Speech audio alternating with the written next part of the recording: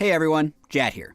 This week on Teamfight Breakdown, we're covering the final teamfight from SK Telecom T1's 3-1 victory over the ROX Tigers from the LCK Spring Finals. This series was a rematch of the 2015 World Championship Finals, and this is also the third time we've covered an SKT vs ROX fight on TFBD this season. Funnily enough, each of those times we broke down fights that took place around major objectives, and this fight is no different. Here, the clinching fight of this series happened 48 minutes into the game when ROX attempted to bait a Baron fight only to be crushed by SKT's collapse. Looking at the two team compositions, they're actually quite similar. Both teams have a super tanky top laner, a marksman jungler, a mage mid laner, poke-centric AD carries, and tanky supports. Therefore, while both teams set up with tanks in the front line and damage in the back line, Kuro's Lissandra somehow needs to flank SKT's backline since Lissandra is not nearly as effective against tanks as Faker's Cassiopeia is. In this game, ROX had battled back from 4k gold down at 41 minutes to being even at 48 minutes. They decided to force Baron to draw SKT in as they saw Dukes Rammus in the top lane at half health. And a fight where SKT starts with a half health tank is a good fight to take.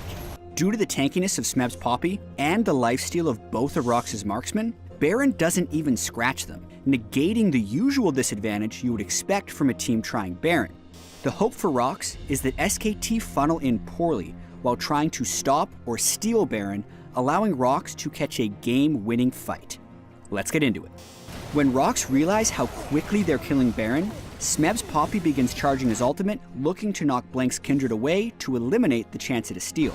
Wolf's Alistair gets knocked away, but the instant before the Poppy ultimate would knock Blank away, he flashes over the wall. ROX are committed to securing the Baron, and in doing so, also commit to a full-on teamfight.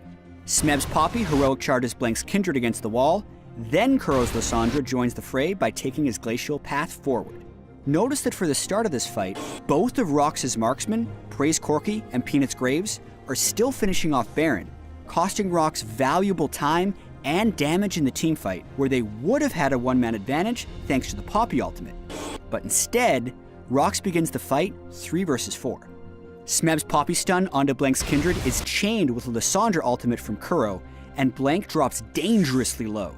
However, before Blank dies, Dukes Rammus lands a taunt onto Kuro's Lissandra, preventing him from casting any more spells, and Blank then uses his QSS so he's able to cast his Lamb's Respite the instant before he would have died.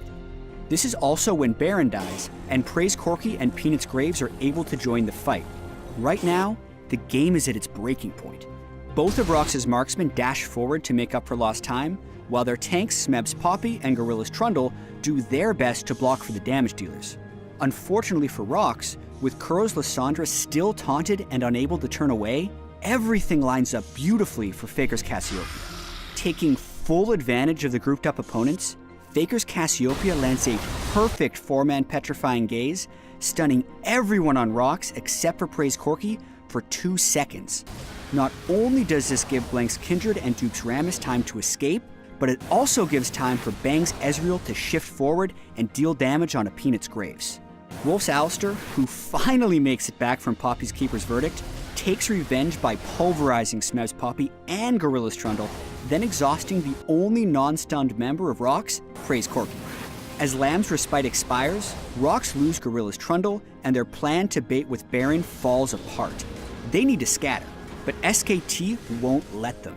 Peanuts Graves tries to run up the river, but he's quickly finished off by Bang's Ezreal.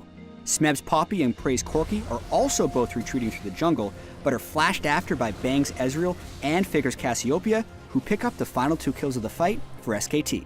Looking back, this whole fight started because ROX was trying to force SKT into a fight with a half-health tank.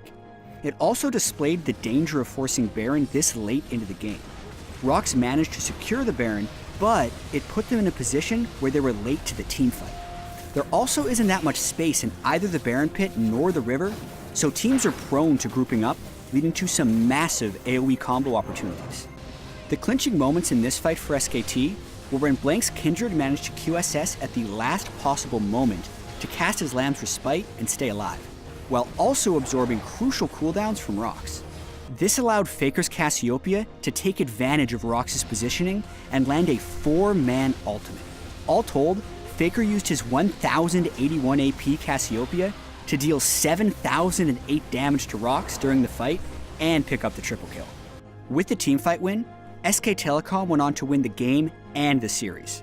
This is SKT's 5th LCK Champions title, and with it, they'll go on to represent Korea at the 2016 Midseason Invitational.